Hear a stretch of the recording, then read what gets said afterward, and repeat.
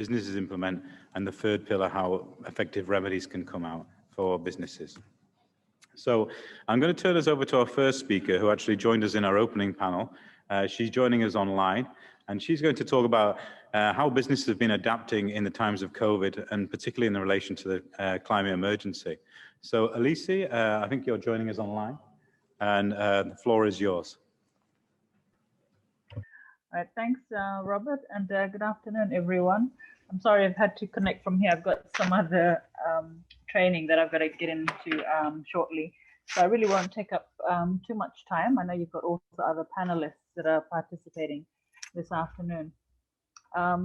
When I got the topic for this afternoon session, I mean, this is essentially what all businesses are facing at this time, is around looking at COVID and the pandemic and how to respond to, I guess, a recovery plan, and what that means around building resilience. I think what we found even pre-COVID was a lot of the work around business continuity planning around resilience building was perhaps ad hoc in some way, even though we were trying to roll out more consistent programming and support to our private sector, the national private sector organizations.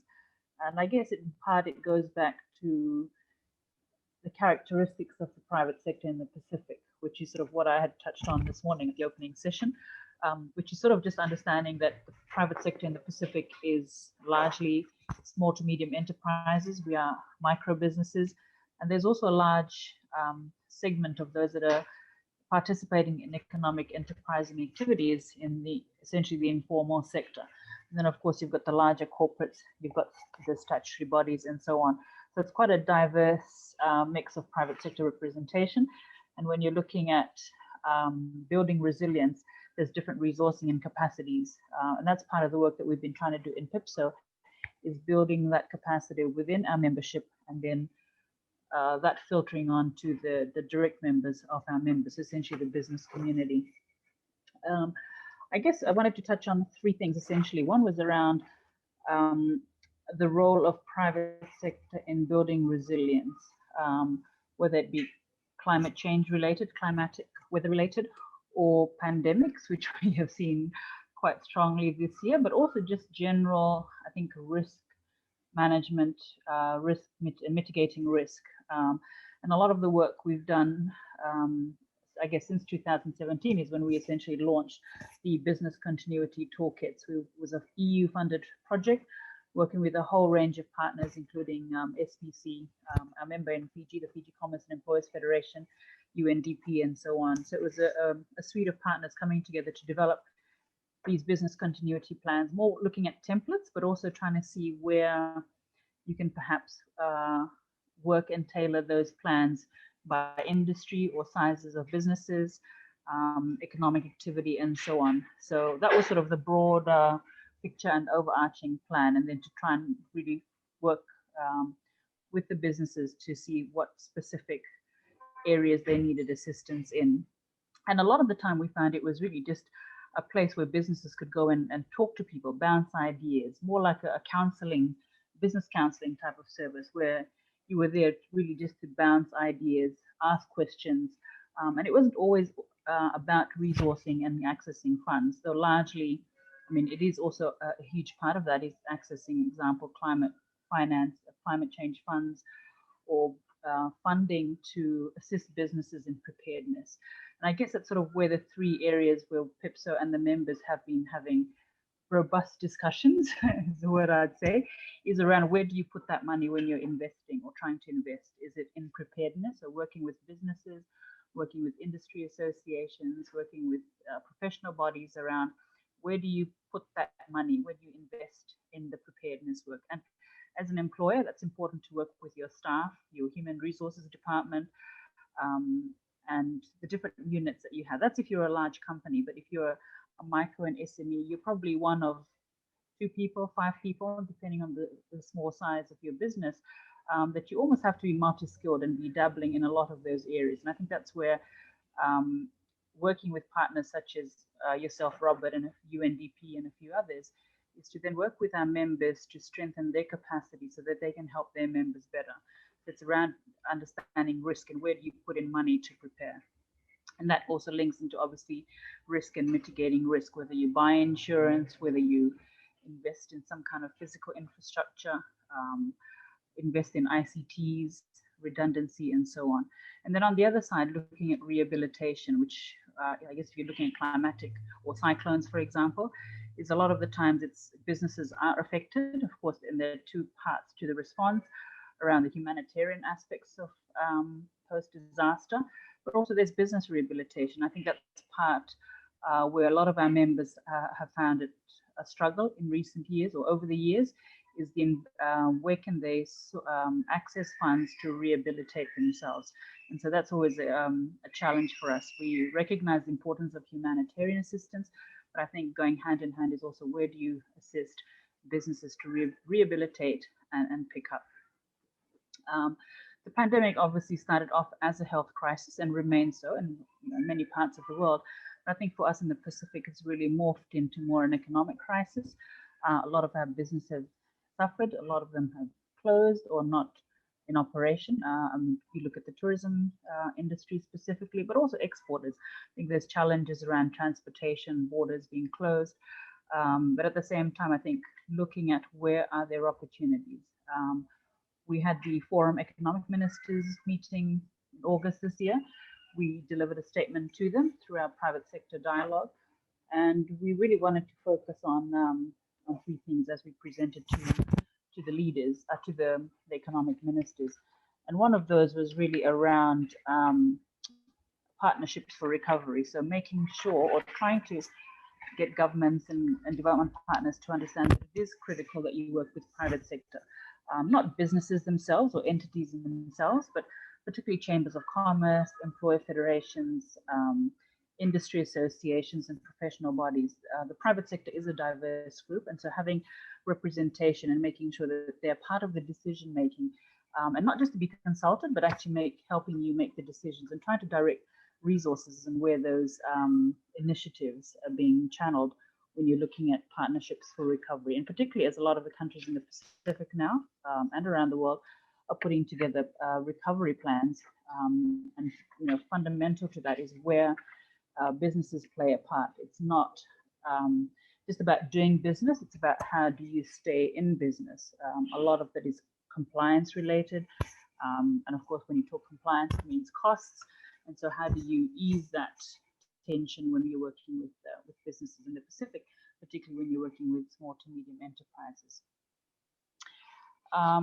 Secondly is around, I think, infrastructure. I think when you're talking about whether it's pandemic or cyclones or climate change related climate proofing or proofing infrastructure in some way is an important element. I think we've seen ICTs as an infrastructure that's come up quite strongly over this year, just with the platforms to maintain communication and to keep doing business. That Zoom and all those types of platforms have come up. So where do you invest, or how do you invest more in ICTs, and not just in infrastructure, but systems? And of course, following on from that is the skills and capacities of our people to use ICTs, and that is an important element to consider when you're looking at resilience, when you're looking at preparedness and planning. For PIPSO over the last, I'd say probably the last 2 to 3 years, when we launched the business continuity planning toolkit, that sort of, I guess, spearheaded the work we started to do around business continuity, about resilience building within the membership and within the private sector in the region. I think since then we've tried to be actively involved across regional platforms and work. So essentially through the framework of resilient development in the Pacific, which the forum leaders endorsed. And so the private sector has 2 seats and 2 alternate seats on the task force. So that's ourselves, the Pacific Business Resilience Network, the South Pacific Engineers Association, and the Pacific Islands Telecom Association. So being part of that decision-making body and making sure private sector issues and concerns are raised at that forum, at a high level forum as well, but also technical in that a lot of the development partners and crop agencies sit around that table. So how can we access those that technical assistance and resourcing to specifically help private sector. Secondly is the 3 months ago, we've started developing new business agendas in PIPSO. So essentially a new strategic plan in a way. So we've done it in such a way that we've developed business agendas. We've developed 8, and one of them is around, or 2 actually. One is around post-COVID recovery, and the second one is on climate change and building resilience. So those are essentially our advocacy and lobbying toolkit that we'll be using with Pacific governments, with development partners. And they're essentially what's going to be guiding our work at the regional level. But of course, our members are also most welcome to cut and paste and choose content from those business agendas, which they may wish to use at the national level or sub-regionally. Secondly is we printed and we launched just about 2 weeks ago a global survey of employer and business membership organizations and impacts and responses to COVID-19. And it's available online as well as on our Facebook page. And that really just gives examples of what private sector are doing in terms of lobbying governments across the world. We've got examples from the Pacific, from Asia, Africa, across to the Caribbean. So it's a publication which features lots of examples, and we want to get our members to use that and to refer to those to help them see how they can lobby governments and development partners to pursue and to, I guess, bring about more support and change when talking about business resilience and climate change. I think I will just end there, Robert, and I'd be happy to take any questions or maybe add to the discussions as the other 2 speakers come on later this afternoon. Thank you very much, Alisi, for that overview of what basically business in the Pacific are doing. I think what's quite interesting, some of the things you mentioned there, the global survey on what businesses are actually, how they communicating to government, how they see the response, how it needs to be. And also, I think what's quite interesting when we're looking at these socio-economic recovery plans that have been talked about in all countries, but specifically in the Pacific right now, is where's the money actually going, and is who's actually getting it, and is it getting to the people who need it, which is quite an interesting assessment really in terms of risk, which is basically kind of segues into the UN guiding principles on business and human rights, and how companies take human rights due diligence, and how if they do, that can also eliminate risk for them as a company as well. I think so that's quite a good intersection there, I think, for our next speaker, Krishnan, who is actually the Deputy Program Manager of the UN Capital Development Fund. And I think I'll pass over to him, and I think we'll hear from the panelists first, then open for questions and answers. Krishnan, please, you have the floor. Thank you very much, Robert. So very good afternoon, ladies and gentlemen and invited guests. It's a great pleasure to be here this afternoon. I represent the UN Capital Development Fund that manages the Pacific Financial Inclusion Program.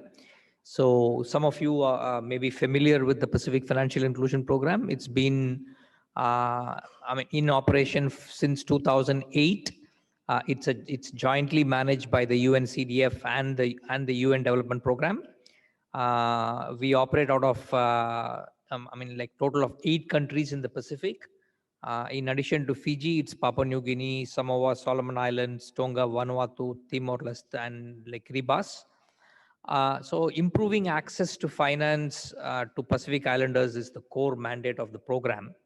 And we largely work with basically private sector, like financial service providers, like commercial banks, mobile network operators, micro insurance service providers, remittance service providers, pension service providers, etc. Over the last 12 years, we have supported either through grant assistance or technical assistance a total of 45 innovation projects with 27 different partners that has resulted into over 2.18 million Pacific Islanders gaining access to formal financial services, and 47% of them are women. And why I'm telling this to you particularly is that time and again, various studies have established that improving access to formal financial services does unlock the economic potential of people and small businesses as well. particularly in relation to COVID-19, when we realized that some of our partners were affected due to the border closures and like due to lockdown. What we quickly did was we did a rapid assessment and we discussed with our partners how to repurpose some of the project funds that were already there. And I'll talk to you about three important projects that are running right now, both in Fiji and in a few other countries elsewhere. So first was in terms of improving like remittances into the Pacific. So there was a fear that due to COVID lockdowns and loss of jobs all over the world, the total remittance flow, because many of the Pacific countries have a huge dependency on, say, remittances from families overseas. So we worked with the Tonga Development Bank and with Vodafone, like Fiji, and offered fee-free inward remittances for 2 to 3 months. This saw a huge increase in remittance in that period between May to July, and those numbers are now continuing. I'll give you an example. With Vodafone, in April, the total number of remittance that came into Fiji was 6,500. And last month in October, it was 29,615 remittances. So the number of people moving over to sort of digital channels from a manual channel has seen a substantial increase in this period. Then those of you who are familiar or using Vodafone, you know their e-commerce platform like called Viticart. That is again a project that we supported. So Viticart is now available for small businesses for e-commerce like trading. So one could like buy online and pay online, and this is going to help like small businesses in a big way. And all those QR payment that you see in small shops, including coffee shops, and I mean all that is again due to our project with Vodafone. So we have an innovation lab which has been set up within Vodafone, and it not applies only to Fiji. It's there in their subsidiaries in Samoa, in Vanuatu, and in Kiribati. Then the second project which I want to talk to you about is the establishment of a digital marketplace for small businesses in the Solomon Islands. So we have established this in partnership with the Central Bank of Solomon Islands. A local developer has created an app. There's a retail chain there called Bulk Shop, and they are now prepared fully to deliver against cash payment or online payments. So they have tied up with 30, 40 taxi drivers. It's something like Uber Eats, which is there globally, but it's a local version of that for supplying groceries. It's like COVID proofing the supply chain in the in the country. Then the third example which I would like to like sort of give here, and this is something which may be of interest to many of the partners here. So along with APTC, that is the Australia Pacific like Training Coalition, we have launched free micro-credential courses for individuals and small businesses. 2 micro-credential courses, that is your digital literacy skills and computing like skills, are available online. It can be done either if you have a smartphone, if you have a laptop, if you have a like PC at home or in the office. These are all simple but very important like courses, especially to give digital literacy to people. And the first initial target that we had was through the Fiji Hotel and Tourism Association. They identified those in the tourism industry that were either laid off or were on reduced hours. And the entire cost of these courses is being borne by us. So under this project, up to 3,500 Pacific Islanders will be benefited. So far, we have covered nearly 1,000. So which means that there is an offer for if some of your your contacts also want to enroll, there is an opportunity to contact APTC and take these 2 online courses.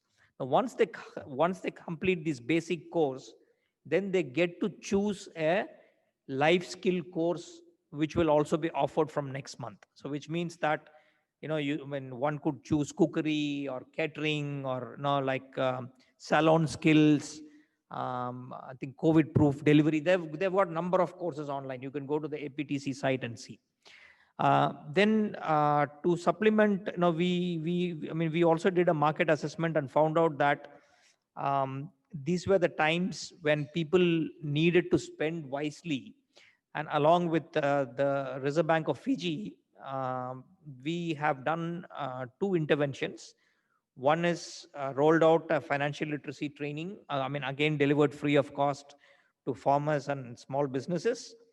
And this will cover in all about 1,500 people over the next 6 months. So already 250 people have been covered in the north, and the remaining 1,000 odd people will be covered from now till March next year. So this is the type of interventions that we have been doing, and this is actually a response. We've got good feedback from both individuals and small businesses. And there was a mention from Alisi about insurance.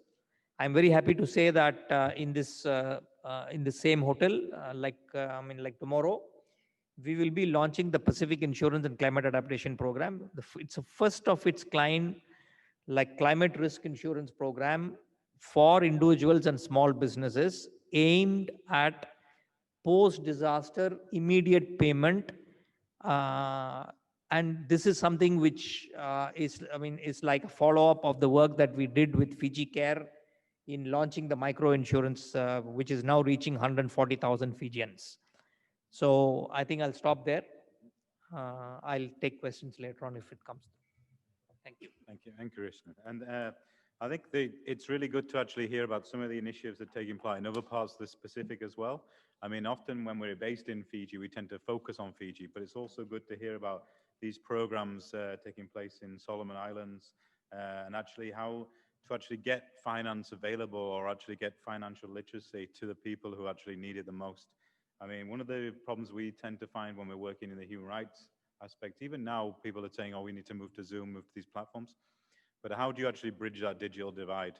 How do you actually make sure people are literacy to actually have the literacy to actually use these kind of products? Because there's no point producing the products if they don't know how. So it's very interesting to hear about those courses.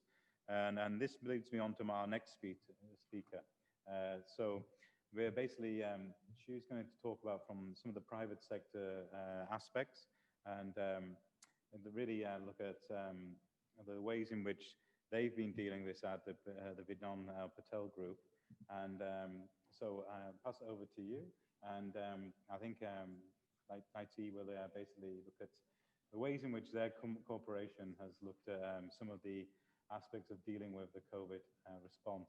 And she is the Human Resources, Governance and Corporate Affairs Officer. So thank you very much for joining us. Thank you very much. Good afternoon, everyone that's here in front of us, as well as those who've are logged in online. Look, what we'll share today, I think we've been given about 12 odd minutes. We'll really share our experience as a private sector player and what we've had to do. So I'm actually quite grateful that the first 2 speakers have largely covered mechanisms to support small to medium enterprises. They are the ones at risk, really largely when it comes to Fiji's private sector. So it's good to have a safety net for them in all ways or forms. But we'll share from Vinod Patel's perspective, being one of the larger corporations within the nation. I'll share briefly our response mechanism, so what we did when we had COVID around the corner. And then I'll also, if you permit, share some of the learnings that we've had, and then conclude with some of the things that we're doing now to maintain our sustainability, if you'd like, and hopefully capture all that in less than 12 minutes. The first, when you're not really prepared for these sorts of things, right? A pandemic, like we've never heard that in the South Pacific. But one of the first response that we did as an entity really was to go into business continuity planning mode. So essentially what that involved was the board as well as the executive management team sitting down and playing through scenarios and really using international experience. Okay, well, what is happening in Australia? What is happening in other economies? And then what can we do here as an entity? And we had, with the executives in the room, what this allowed us to do was to delegate. So we just talked about the risks. And then we talked about the action plans that needed to be carried out by the line divisions. And so once we established what the risks were, we then delegated, so finance, we established that cash flow was a major risk. So you will look at renegotiating with the banks. You will look at cash flow forecasting and looking at development in that space. We looked at properties division, you will look at how we can manage abatement of rent. Now, these are real questions that we had to look at. HR, of course, is people. And we know that our view is we could have dealt with the people matter a lot better in the private sector. There have been people who have been told to go home. Now that's a business decision, we respect that. But could there have been other alternatives? And we'll share what we did. And the operations team looked at all our branches. We've got 26 branches. We've got various other sister companies and associate companies, Fiji and abroad. So how do you manage operations to keep the whole business afloat? At the end of the day, we wanted to come out of COVID without making anybody redundant, but keeping the operation status quo, or even better. When we looked at if we can share some of the key issues that we faced, cash flow was one.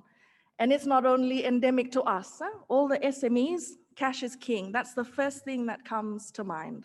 When you're hit with this and your operations is down, how am I going to pay my liabilities?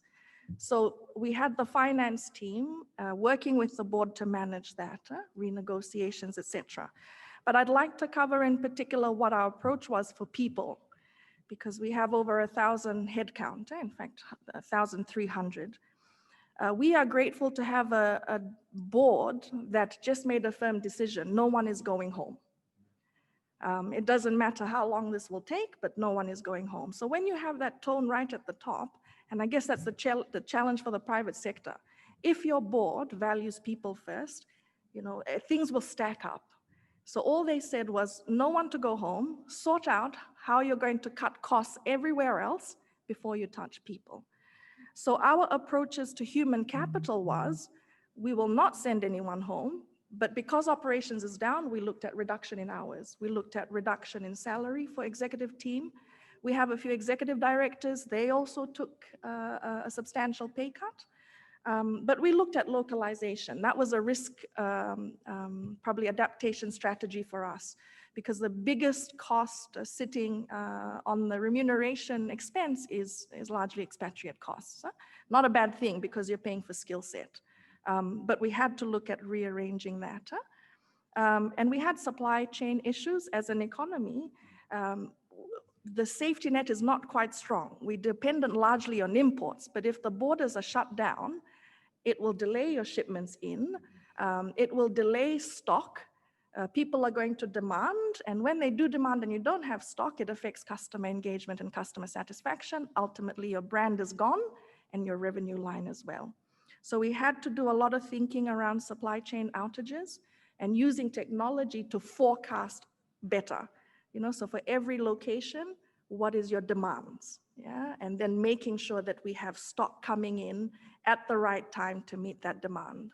One of the benefits, it turned out to be somewhat of a response mechanism, was the fact that we had a lot of branches. So where there was high demand in one location and lower on the others, we could do drop ship, or we could arrange the stock accordingly to manage that.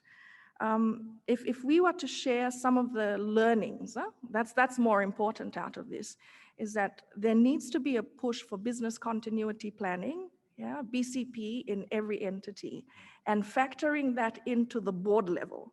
So you're not just board meeting talking about the financials, but you're meeting as a board every quarter to talk about the risks and looking at scenario planning. If we have another pandemic, what is our approach? The other is around diversification. If there's a lesson for us, we've always operated in certain sectors. but moving away from those into, for example, the supermarkets. We don't operate in that space for reasons of our own, but that might be an option.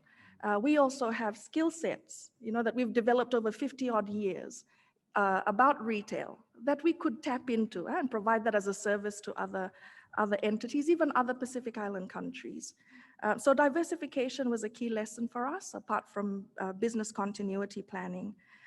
The other was to recruit right, and recruit right at the management level and also at the board level. Because what we had the benefit of was a very engaged board with the right competencies to tell us, right, move this way, move at this time, and they gave us great direction. And perhaps our response was a lot faster because we had the right, not to blow our own trumpet, the right executive team. It was very easy to just say, these are the risks, this is what we have to do, now go and do it. So from our perspective, that was a key learning, to never, I suppose, what's the right word? Always recruit right, just have the right executives managing the line divisions. The other is a very versatile team. It's very easy for us to always make decisions at the top. But if your managers and your team leaders aren't versatile and aren't willing to move in the direction you want them to go into, it makes it harder for the whole entity to move forward. If there's another key learning out of this, it's communication. We had to, from the get-go, explain right throughout the organization, various locations, different understandings and literacy levels, why we had to do what we're doing. And that had to be driven from, so we issued CEO's notes. Yeah, so CEO was giving out monthly and even quarterly updates to the team members, even out to Lambasa and Taviuni. Yeah? This is why we've had to reduce the hours. Communication, we always take it lightly, but we found that it's really the wind beneath our wings, if you'd like. It made it easy for us to just move forward. People understood why we were doing what we wanted to do. The other, as a risk mitigant for us, was to move into technology, including learning. All of a sudden, we couldn't do trainings because borders were closed even within, and then you had the restrictions of gatherings. So we moved into, and as of yesterday, signed up on an electronic training platform. So making sure that even though what's happening is happening, and COVID is there, and there are restrictions, we are still educating our people, and they're still feeling empowered. And we didn't, as again, a risk mitigant, we made sure that once we reduced the hours and the salaries, we made it very clear when we were going to report back to normal. So at least your people knew that it's not a permanent state. Yeah, and so we communicated that largely to everybody. Process improvement has been a great learning out of this entire exercise. We had to think lean and operate lean. And so we find that even though COVID has happened, there's going to be some real cost savings arising out of this because we had to think leaner and learn to do things a more efficient way. What are we doing now? Most of our branches are up to normal hours again. We are proud to say that we haven't had to send anyone home or send a group of people home, except for those that were already part of our consolidation agenda. And COVID only hit this year, but we could tell economic indicators wise, we're all not blind, that we were starting to tank economically too, and we had to think about ways to manage as a business. So as part of consolidation, we had to merge certain departments, which means some skill set became redundant. We didn't need it anymore. So those people are very few, we count them with our hand, and we managed it out the right way, according to the law, yeah, and respecting their rights. So just to be very clear, when we did talk to these, our staff members, we call our team members, we had to make sure that before anyone went home, you had 2 meetings so you could mentally absorb that you're going home and for what reasons. And then we made sure we followed that up with the right financial support network, if you'd like. Enterprise risk management is another thing that we're working on now, tightening our controls, because reduced hours, human nature for some, will lead to theft, stock variances. And those are just human nature. We don't want to judge anyone. We just have to tighten the controls internally to be able to be more resilient to those issues. And the other thing that we're trying to deal with is some social issues. We have resignations from women who have children, and even though they're well paid, have had to opt to stay home and look after the child because someone has to work, and it's not the female, it's the male. Sometimes it's just that the safety network that they used to have before now has to go and find work. Yeah, so your auntie, you know, etc. So we're finding them having to resign for that reason, and unfortunately moving into domestic violence spaces. So now from a HR perspective, we're looking at providing that safety net, counseling, also helplines and help for domestic violence. Now that's both men and women. That's another risk that we currently have.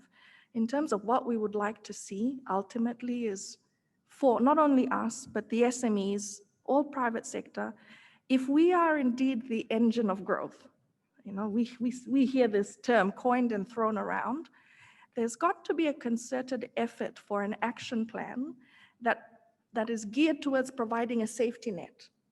If ever you have disasters, and it's not just natural disasters, but the pandemics, etc. Sorry, a great cue, I'm almost done, thank you. But we'd like to see that. And how does that happen? We can't just say, government, do this, no. Dialogue, we'd like to see more dialogue. We'd like to see the state, the NGOs, the CSOs, and the private sector sitting in one room talking about how do we reignite or how do we catalyze the private sector to kickstart again if ever there was a disaster, whatever it may be, and get the private sector to give the feedback. And then moving forward to have that safety net available for us such that when a disaster happens, it's there for the taking, whether or not we need it. And to conclude, we've survived this. We're still not out of the woods yet, but because as an entity, we've always self-insured. That's been the risk mitigation as well. Internally, we've maintained funds. Now think about the SMEs who don't have that. Think about entities that operate in FMCG who have low margins and don't have the benefit of having that safety net. So a more concerted effort and an action plan to provide that safety net is needed. I think that's all we wanted to share. Thanks. Thank you very much.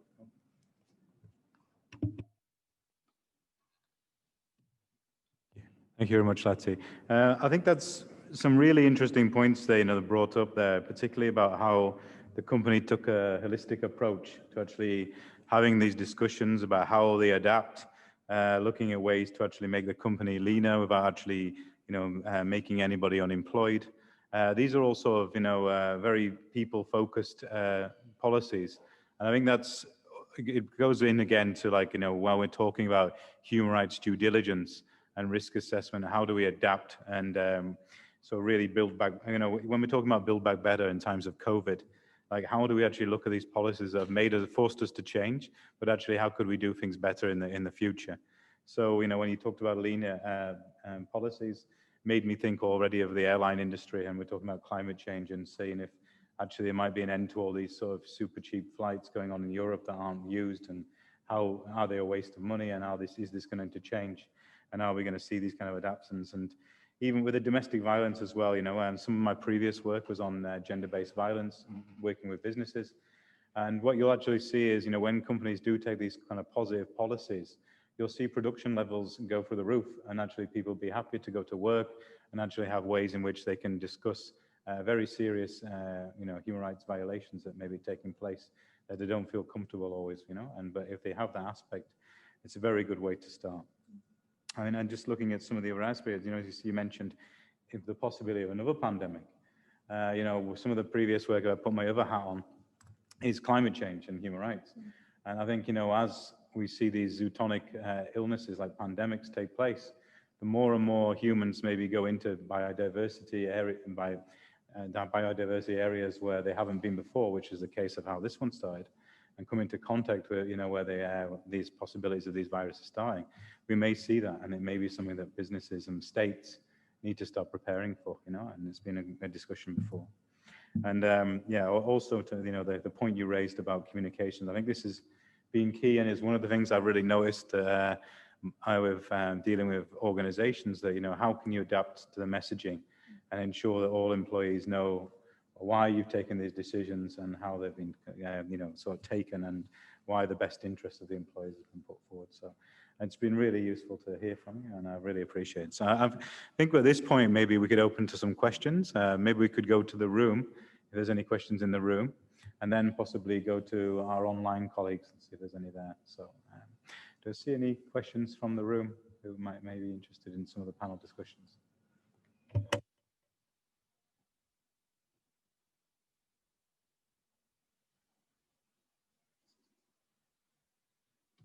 Okay, so maybe we could go to the online colleagues and some questions there. Satita, shall I give you the microphone? Yes, there's a question from Fortai Williams to you, but I'm waiting for the question to be posted.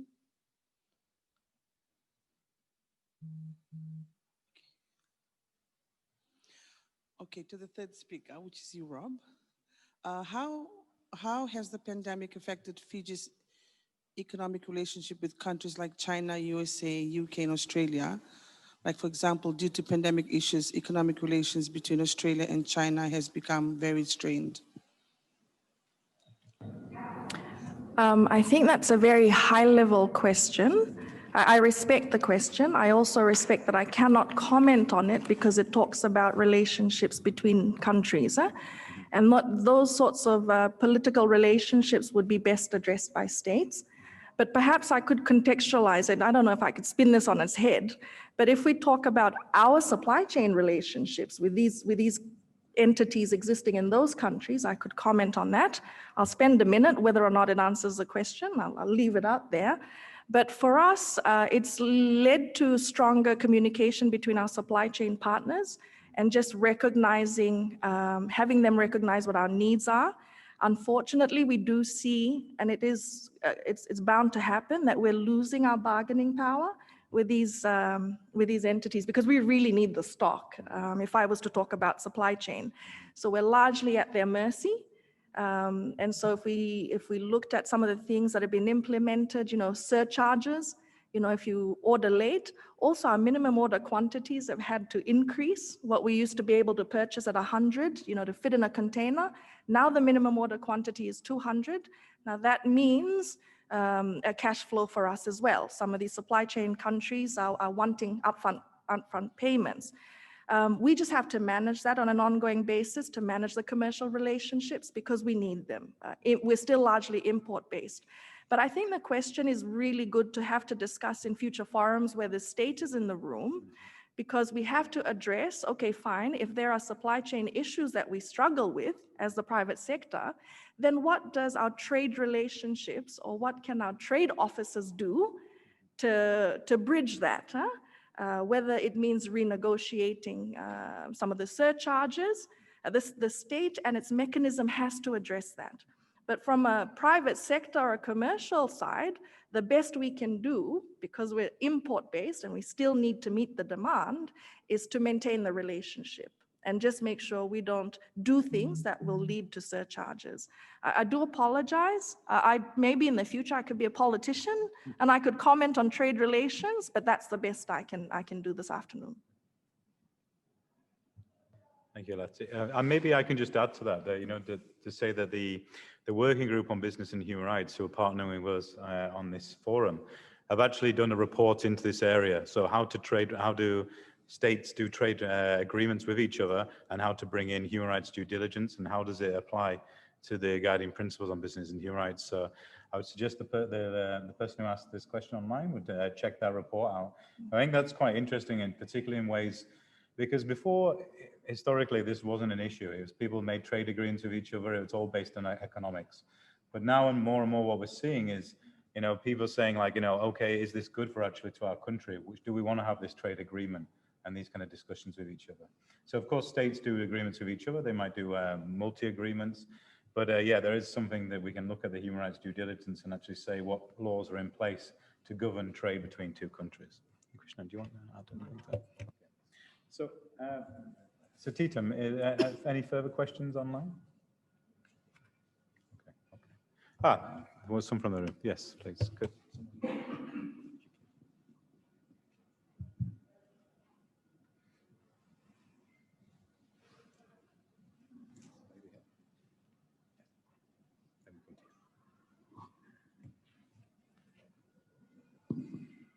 Thank you for the presentation. I think my question is really, have you had any kind of consultation or meeting with the government in terms of sharing with you what's the way forward? And my question is coming from the thinking that from a civil society perspective, we have reflect on COVID-19, that a lot of the things that we see, like the response from the health system was very poor. Yeah. The education system, when it was disrupted, it just like bring out a whole lot of issues that was there before COVID. And then we are starting to question, is the business model that we are operating now, particularly the business sector, is that the right, yeah? Or should we have been following that model for some times, and maybe it's a great time to revamp, or and you have shared a whole lot of good examples of your own reflections in your learning. And one of the things that just like stuck in my head when you were sharing is that the decisions that no one is going home. And I think that just make a whole lot of difference to how you have moved your business forward. Whereas we are looking into the airline industry, for example, and I'm not sure how reflected in terms of we started to see the government putting legislations in place to support government, to support businesses, to counter for people that are being let go from work, yeah, so that they don't have to seek remedy from the businesses. So which is very, very unkind in a way. But I think that's where the kind of conversation that we are having at civil society space in terms of if we are kind of looking at what kind of model that we need to have to move forward. You're talking about business continuity, yeah. What kind of business that we? I know that you're just like talking about, marketing, maybe selling. Whereas in some of the small informal sector, there are businesses that women's at the community, it's just a small scale, but it has been going. Our members in Fiji, the Fiji Council of Social Services has been running, what do you call it? Financial, where you give small funds to, yeah, yes. They have been running this, and a whole lot of their women's in those small scale businesses were just out of business. They have to withdraw their saving because the market was closed, for example. This is where their main marketplace. Yeah? And so how do we deal with that when we see that the support that government is putting forward is going through the bank, for example, and then the criteria to access those funds, and of course UNDP is probably know more about it, but what we have seen in terms of the reality, even some of these women still have to go through the collateral requirements. And so there are still barriers in terms of access to finance when you have a smaller scale business. So the different level of that. So I suppose I'm just like a bit kind of emotional in sense that that direction coming from the top to your organization to say no one is going home speaks volume to how people in the organization respond, yeah, to that. And that's the kind of, suppose, probably the business model in this kind of context of COVID. How do you balance the empathy and the professional in terms of dealing with business and putting people at the center of it? I probably confuse you because my No, no. question is all over the place. Yeah, you go ahead. Thank you for those comments, Sally. I think maybe what might be good quite now is maybe to bring Alisi back in and just I ask her about, if she has other examples of what businesses have done there and how they've taken a people approach. So, Alisi, if you're still online, I don't see her. Maybe she had to leave. Maybe.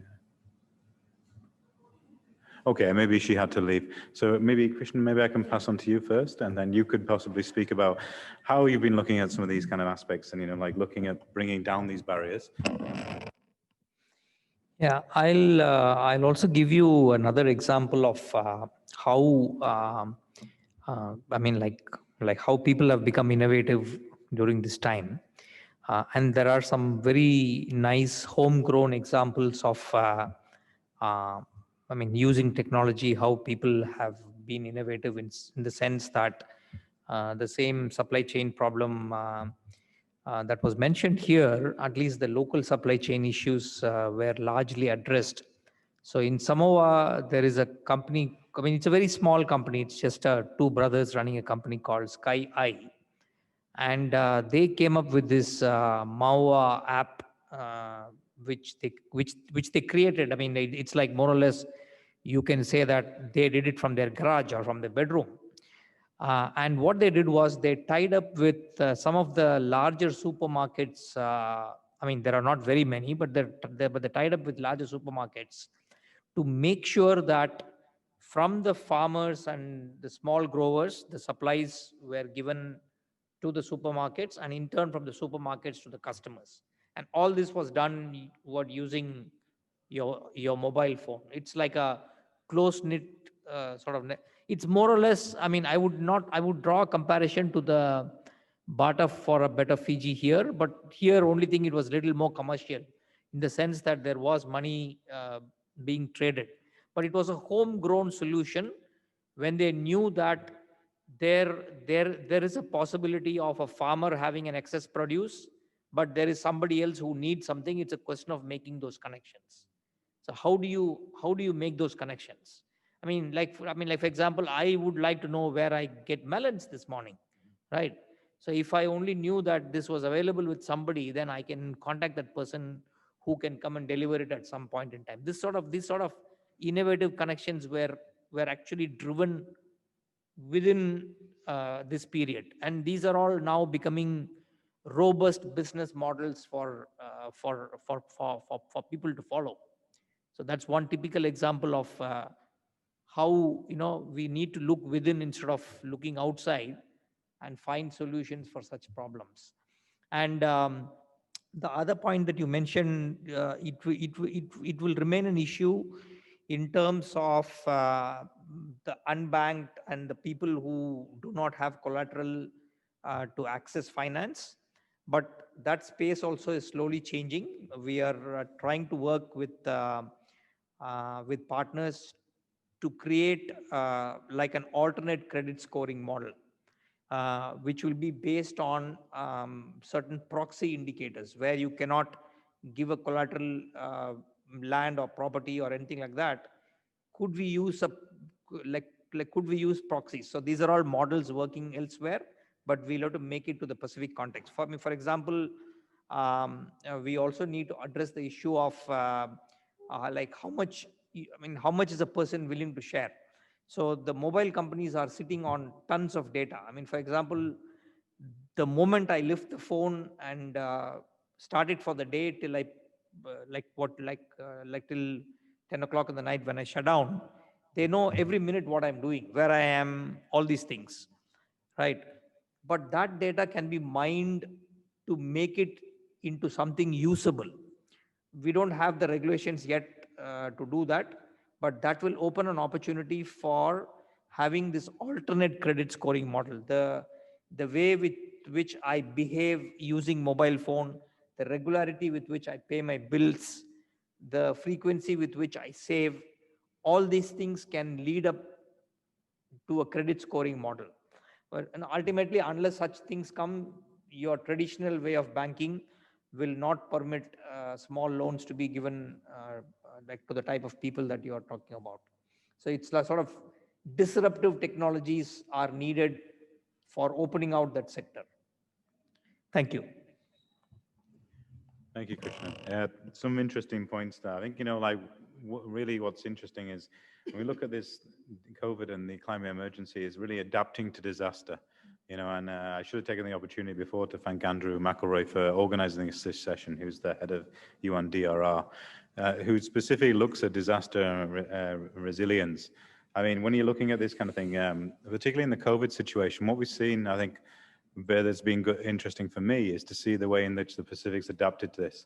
The very communal spirit of how if someone was unemployed, they've come back to the village, they've been taken care of with each other, which has been quite different to individualistic societies where people have been on their own and just had to manage on their own, maybe been made unemployed, but not had the opportunity to go back to family and take care of each other. So a very positive thing we've actually seen of how the Pacific have dealt with this and resilient from this. An interesting point, I think, from data. I mean, I have a school friend who I'm still in touch with, and she runs a very, very large multinational in relation to reusing sort of waste products and looking at recycling and climate change. And I remember I bumped into her at the COP25 last year in Spain, and she said to me, "Oh, Robert, the important thing about it is the data. That's all that's important." And I said, "What do you mean?" She was like, "Data's worth more than gold. Data is like, what can actually get you finance to finance your next project. Data provides many different avenues to actually get this kind of finance and work on different businesses." So I thought that was quite an interesting aspect there. And I think you had some comments there you wanted to. Okay, great. So I think there was another question from this lady over here in the thank you.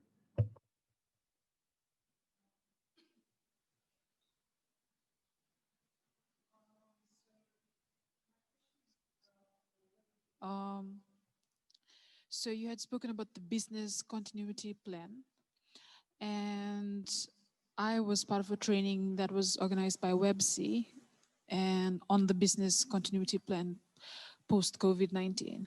So what do you see as, I know this is probably not something I should be asking, and probably something we should be asking FCEF or something, but from your perspective, having the BCPs streamlined to reach all other SMEs, because I feel like, because I attended WebC for our family business, but we're pretty much, the Women Entrepreneurs Business Council. So we had attended the business continuity plan training post-COVID-19 as a response. And I found out that the need was greater amongst members of the Women's Entrepreneurs Business Council and the Young Entrepreneurship Council. And I'm just trying to think of how that BCP could be taken down to SMEs, SME owners, and to just like small scale market vendors, to some of our local supply chain here, because I'm involved in the agriculture sector, agriculture business. So what are your thoughts? I mean, probably not as Vinod Patel, but what are your personal thoughts on those? I'll probably speak still with Vinod Patel. Look, the terms make it scary.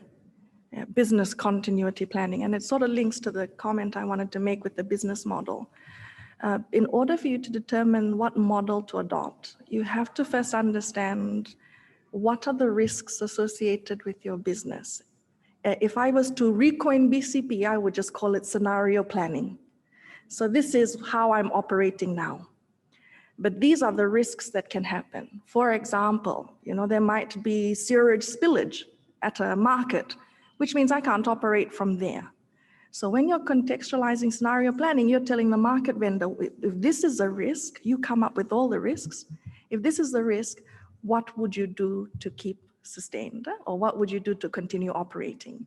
And what that means is I just move to another location. Or I have my customers' details on my mobile phone, so I'll just tell them the market is down here, but I'm operating out of my house. Yeah. So we make it over technical by saying BCP, but really it's just scenario planning. And to answer your question, it's very easy to contextualize that to if you can understand it's just about scenario planning and mitigating the risks and making sure that you hedge the risks so that you continue your business. It's easy to explain it to anybody, from a market vendor to an SME to a corporate. For us, it's how do we make sure our branches are open? And how do we make sure that we are still meeting our budget?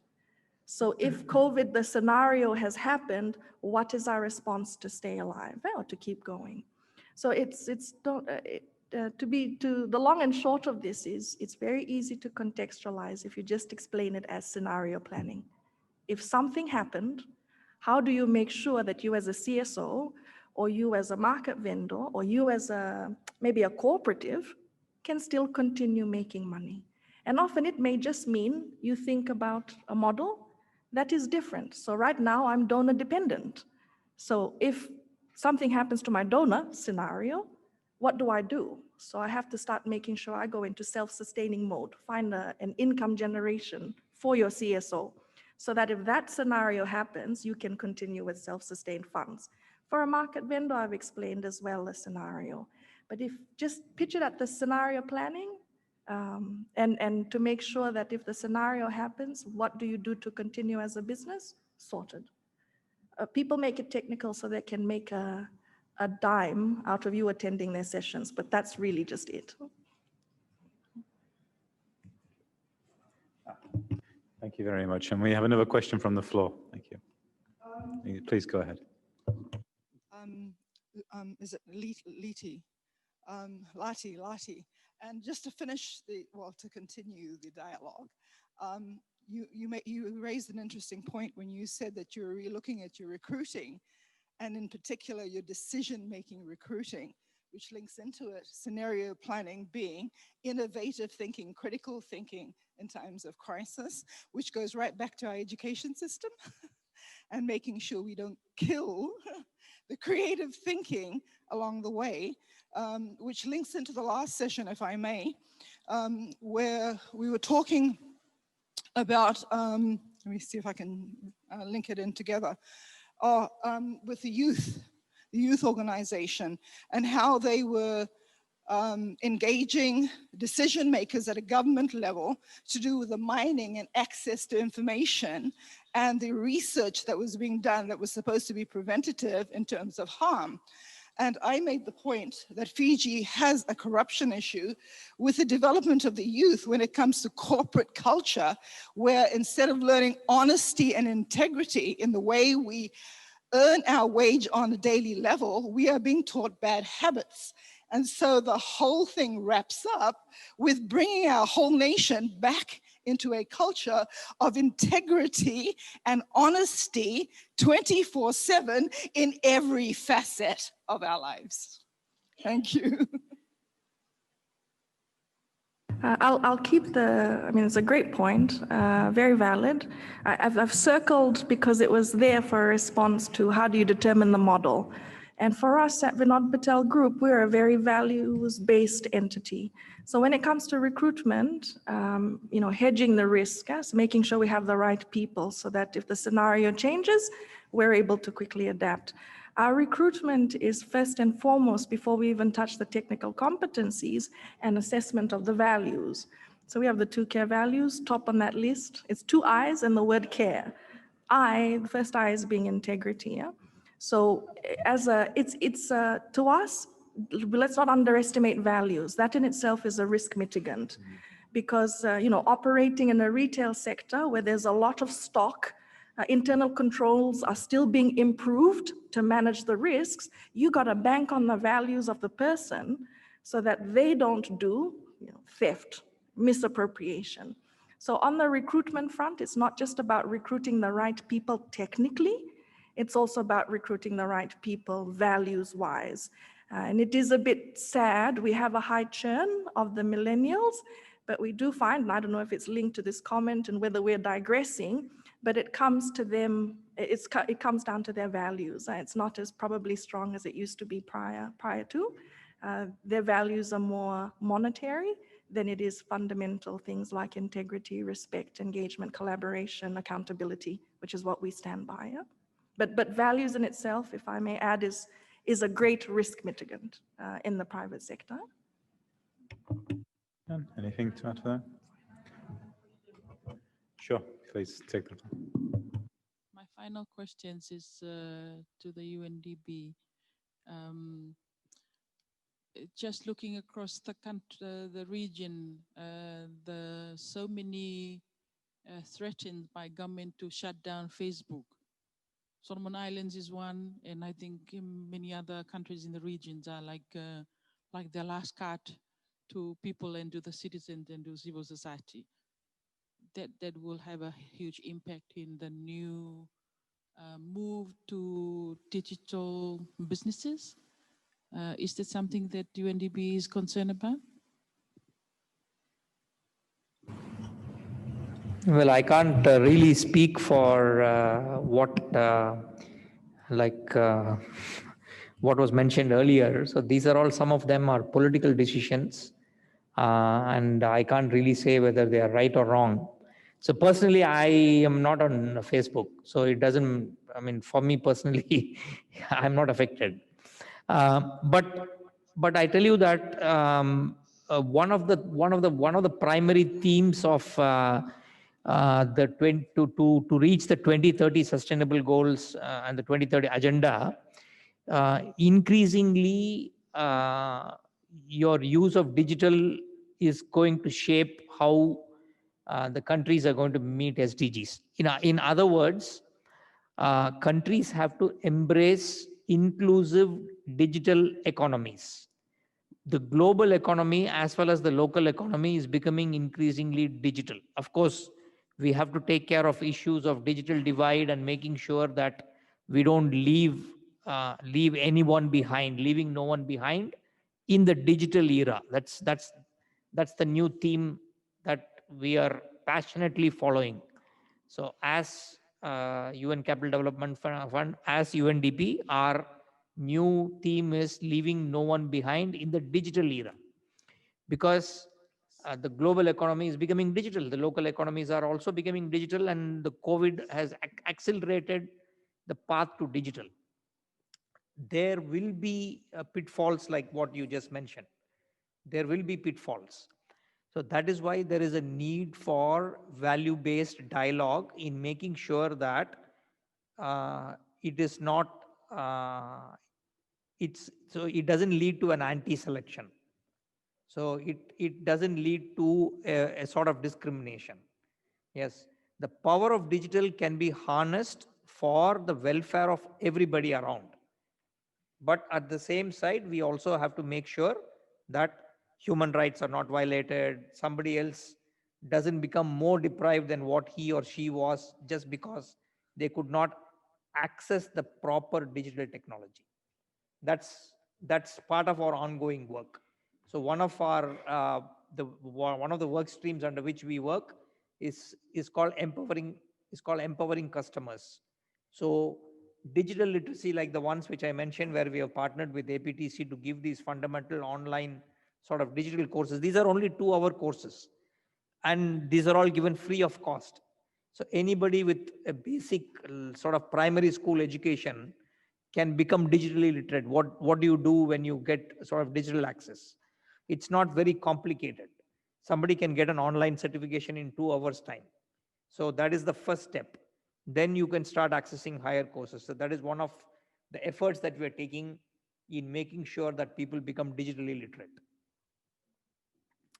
Thank you. Thank you. I have another question, Rob. Yeah, sure. Please. So the question is, does Fiji have a contingency plan in the event the pandemic has a negative effect on remittances? Lati, would you like to take this one? Sorry, could you just follow from Okay. remittances? Yeah. Perhaps our financial expertise might be good. So at the beginning of this pandemic in March, the World Bank came with a global report, and they said that the global remittances are going to come down by about 20%. So this was like a warning that they did based on some assessments. That report is available online. So this actually set up like what many countries, especially Tonga in this region gets for, it's like remittances contribute up to 40% of their GDP, which is huge. Many other countries, including Fiji, are also, like heavily dependent on remittances. Remittance is now the second largest contributor to inward like foreign reserve flow. Next to this year, of course, would be a different story. It used to be tourism, but so this year, in all likelihood, it could be remittances. So it is indeed a big issue. Now, as far as contingency plans are concerned, what has actually happened because of COVID and even otherwise is that when you talk about remittances, what is the first thing that comes to your mind? We all think about Western Union, right? The first thing that comes to our mind is Western Union. And when you talk about Western Union, what happens is you will find people going and queuing up in those Western Union counters to give them like a passcode to get the money out from those counters. Now, what has happened because of COVID and the lockdown is that some of these counters were closed for about 1 month or 2 months like that. But still your families overseas, the diaspora overseas wanted to send remittances. And that's when this transition to digital channels happened.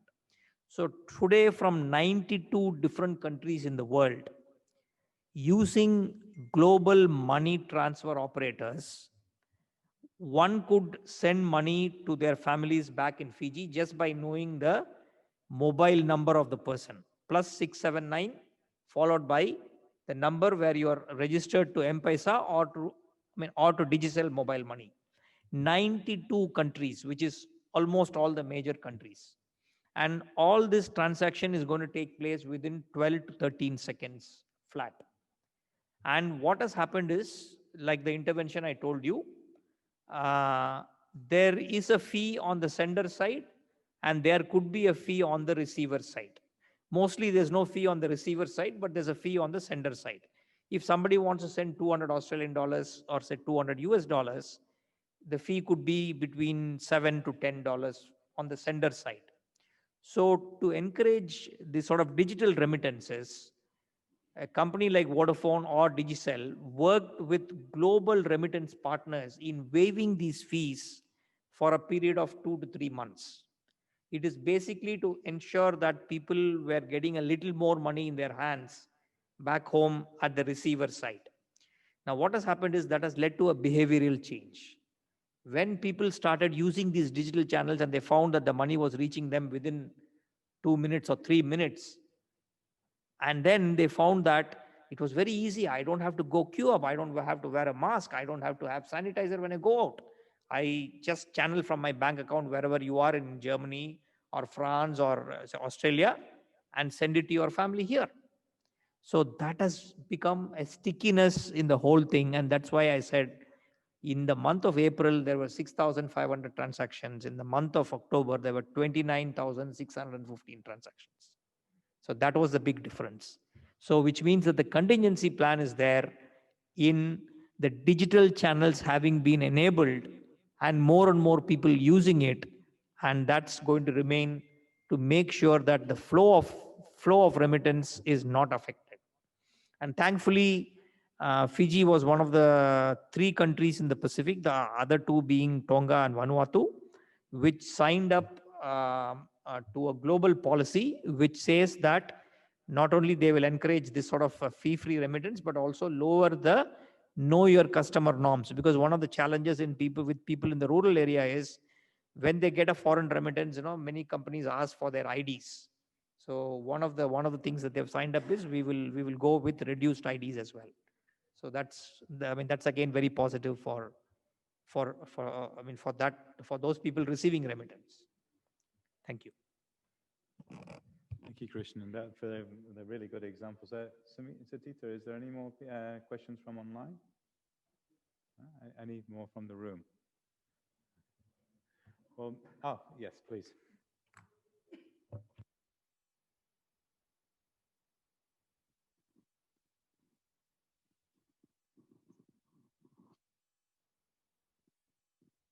I just wanted to ask the gentleman from UNCDF. So what are your thoughts about cryptocurrency and Bitcoin? And because I'm always finding it very interesting. when we read it online. So what are your thoughts about that? So I'm not an authority on this, but I'll tell you a recent, interaction that happened in the 35th South Pacific Central Bank Governors meeting that happened in, virtually it happened, but the Reserve Bank of Vanuatu was the host this year. So the central banks, that is your reserve banks in the region, there are 7 of them in the region. There are only 6 Pacific countries that have central banks or reserve banks. So the rest of the countries don't have central banks. A country like Kiribati or Tuvalu does not have a reserve bank. They use, either the Australian dollar or the US dollar or the Kiwi dollar, as the case may be. It's only Fiji, Papua New Guinea, Samoa, Tonga, Vanuatu, and Timor has also joined this. Has joined this. They have their own currency, and that's the reason why they have their own reserve bank. And this was a very interesting debate there. So, do we allow like cryptocurrencies? Now, globally, there is a growing debate about that. Initially, when this sort of cryptocurrency, like what came in, there was a lot of excitement. There are some markets which have outright banned crypto. Like cryptocurrency, because there is a feeling that there could be some online frauds, happening. But the use of blockchain technology. So there's a distinction. So there is something called cryptocurrency and there's something called blockchain technology. The use of blockchain technology has built in certain checks and balances and control in the cryptocurrency space. Now, what is happening is there are now countries where there is something called the central bank digital currency. And one such example is recently what China has done and what Cambodia has done. These 2 countries, the central bank itself issues a digital currency. Now, it is in the same denomination as your normal local currency. It could either be in the country's currency or it could be equivalent in US dollar. So, in what way does that help? It helps in financial inclusion. How does it help? You don't need to have a physical, say, bank branch. You don't need to carry physical cash. You could do the transaction by this. And there are now technologies which allow, even if you don't have smartphones, you can still have sort of feature phones that can do it. So which means that you are putting the currency into the hands of people and they don't have to physically go somewhere, travel long distance and access these things. So the recent, example is Cambodia, where using blockchain, they have actually created central bank digital currency and they have enabled payments through that. So which means that is going to help in e-commerce, that's going to help in e-governance transactions, so on and so forth. But having said that, it's going to take quite a bit of financial literacy and digital literacy before people start embracing such technologies. We still feel very comfortable like feeling and like touching coins and notes. We haven't migrated yet fully into plastics and digital. It's a process, it will take time, but it's a very exciting prospect. Sorry, maybe if I could just add. There's no doubt that there is a demand. And every time there's a demand, it means it makes sense to somebody out there and someone is gaining out of transactions. But as a nation, before we can even venture into it, the regulatory structure has to be in place. So in response to your question, and in addition to the great comments that have been raised, yes, it is exciting, but first the central bank has to set the regulatory framework, because there are 2 things that you see here. One is consumer protection. So what happens if if there's a loss that you incur? What reprieve do you have? Where do you go? So you need that structure set up, but you also need the supervision or the surveillance structure set up, because now you're talking about digital transactions. So there's got to be a regulatory framework set up so that we protect consumer rights, particularly if there's a loss. But there's also got to be a forerunner before we introduce financial products. There's always got to be policy set, but also education. So we've got to educate the ordinary person on how to use this, and where do you go if there's a loss, if there's a consumer complaint, etc. So it is exciting, yes, but just to add on to the great comments that have been raised, Fiji has to set up the structure first, and it really is about risk and risk mitigation.